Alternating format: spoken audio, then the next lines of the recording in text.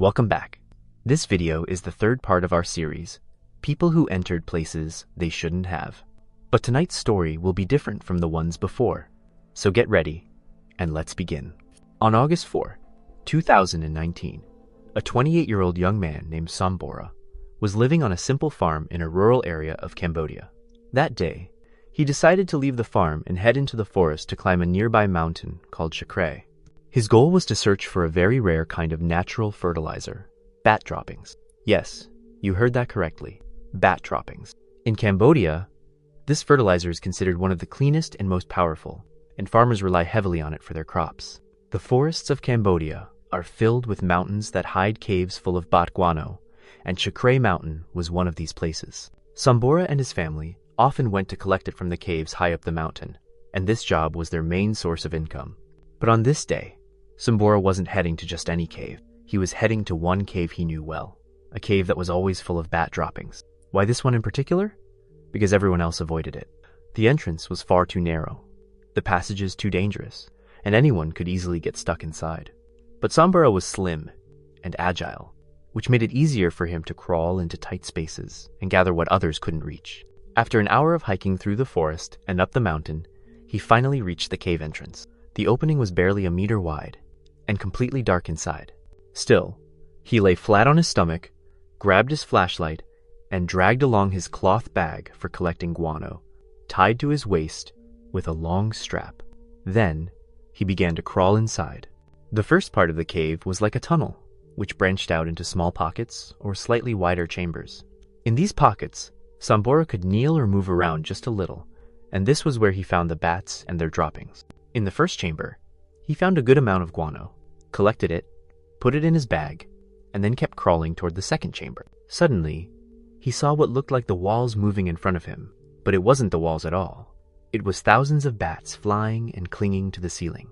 That was when Sumbora realized he had stumbled upon a true treasure, a massive amount of fertilizer, enough to fill his entire trip. That meant he wouldn't have to search again for a while and could return home satisfied. But there was one problem. To reach this second chamber, he had to cross over a strange crack in the cave floor. It was only about 15 centimeters wide, but when you shined a light into it, it seemed to drop endlessly into the earth, a bottomless pit. And there was no way around it. He had to cross over it. Of course, he was nervous, just like someone with a fear of the ocean who dreads the unknown depths below them. But Sumbora knew it was worth the risk. The guano he could collect was more than enough. He took a deep breath, crawled carefully over the crack, flashlight in hand, glancing nervously into the abyss beneath him. Just as he was about to make it across, he suddenly felt something pull him back. Startled, he whipped around, knowing full well he was alone. But then, he realized it wasn't a monster. The strap of his guano bag had gotten caught in the crack. Relieved, he tugged the strap to free it. But as he did so, disaster struck. His flashlight slipped from his hand. The flashlight rolled and tumbled straight into the crack. Sumbora watched in horror as the light shook, fell, and finally got stuck about 1.5 meters down, still glowing, its beam shining upward. Without a flashlight, continuing into the cave was impossible. He hadn't brought a spare, so he had no choice but to retrieve it. He thought it would be simple, just reach in and grab it. But the light was deeper than he expected. He lay on his stomach again over the crack, stretched his arm into it, but his fingers couldn't reach. He twisted his body, edging his shoulder closer to the opening, lowering himself deeper, reaching, but still, just out of reach. He leaned farther and farther until his fingertips finally brushed the flashlight. And that was the moment something happened he hadn't expected. That night, Sumbora never returned home. His family wasn't worried at first. They knew he often spent nights on the mountain collecting guano. But when 2 days passed with no sign of him, worry set in. His brother, who had long collected guano with him, set out to search. He knew the cave Sumbora usually entered. He reached the narrow cave, crawled inside with his own flashlight, and called out his brother's name. No response. He crawled further, reached the first chamber, called again, still nothing. He moved closer to the second chamber, and there, on the ground, he spotted Sumbora's collecting bag.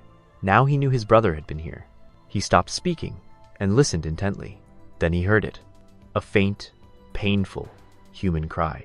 He called again, and this time, the same muffled cry answered him. But where was it coming from? He crawled forward until he reached the edge of the crack. He shined his flashlight downward, and there he saw it, Sumbora, trapped inside the crack, his body wedged tightly, completely stuck. 2 days earlier, when Sumbora had reached for his flashlight, he had leaned farther and farther until his entire body slipped inside. He slid down about 1.5 meters and became completely jammed. He couldn't move, couldn't escape, couldn't even scream loud enough to be heard outside. He was trapped without food or water, certain he would die there. He even wished he had a knife to end his own suffering, but his brother had found him. The weak cries had given him away.